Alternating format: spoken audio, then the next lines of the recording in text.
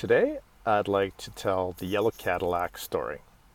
When I was a little kid growing up, my father was a chaplain in the Canadian Army, and his sister, my aunt, was married to a Anglican minister. They were older, and they couldn't have children.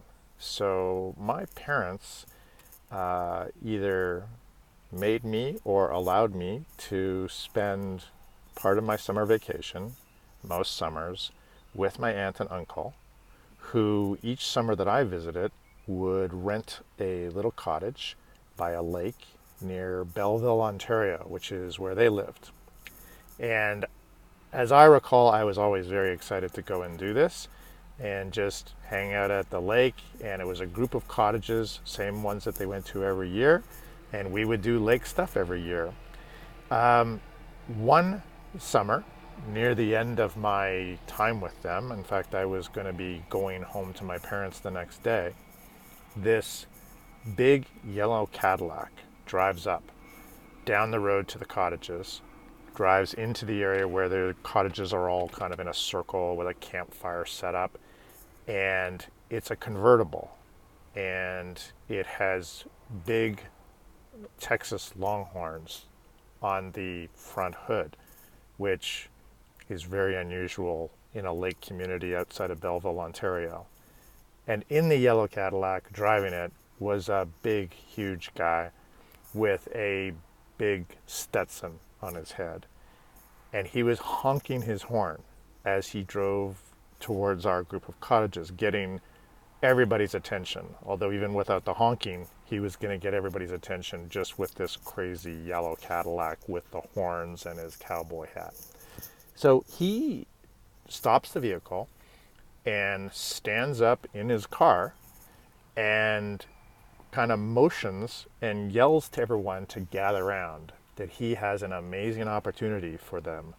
And that is that he's got land in somewhere Florida, northern Florida, that he owns and he's going to develop into houses, and that anyone who's interested can get packed up and go with him in his car the next day, and he would drive them down, show them the land, and give them a great deal on a house to be built in this area. So even as a kid, a little kid, I thought this was like the the classic selling swampland, total scam. And I couldn't imagine and didn't imagine my aunt and uncle, who my uncle was, as I said, a Anglican minister. My aunt was the church organist. They were the most conservative and frugal people that I've ever known. And they actually did it. They sent me on my way as scheduled the next day and told me they were packing their things and riding with the yellow Cadillac man down to Florida, and they were going to buy a house down in Florida. As soon as I got home from my flight, I told my parents this.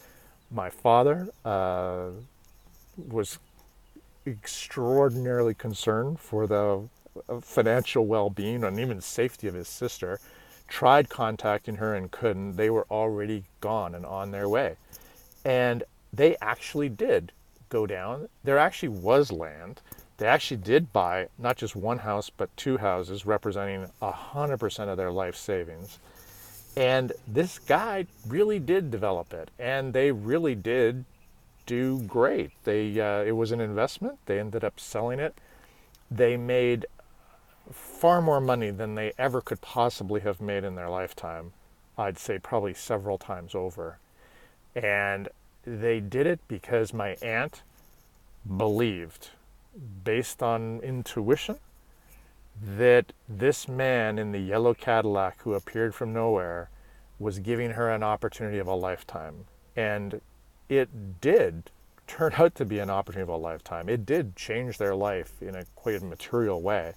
And it affected many other people's lives as well, and then ended up leaving quite a significant amount of money to relatives just as a result of this one deal and then well managing the money that they made off of that over the remainder of their lives.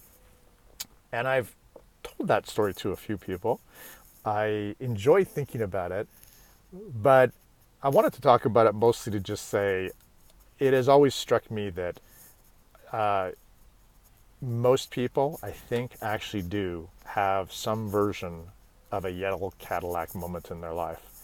Something that seems, maybe it's an opportunity, but mostly it's kind of scary or it seems crazy. And most people, if they're fortunate enough to have that yellow Cadillac moment, they actually don't jump on it. They hold back. They rationalize themselves out of actually acting upon it. And it's just an opportunity that passed. And they can always look back and say, well, it would have been crazy or it wouldn't have worked or would have ruined me.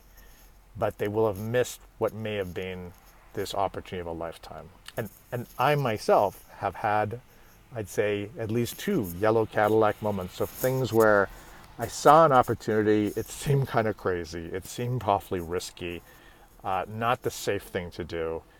But in both cases, I acted on it. And not only do I not regret it, but it very much made me who I am today and determined where I am today. And I have no regrets, therefore, and don't need to rationalize why I didn't do it. So that's my yellow Cadillac story.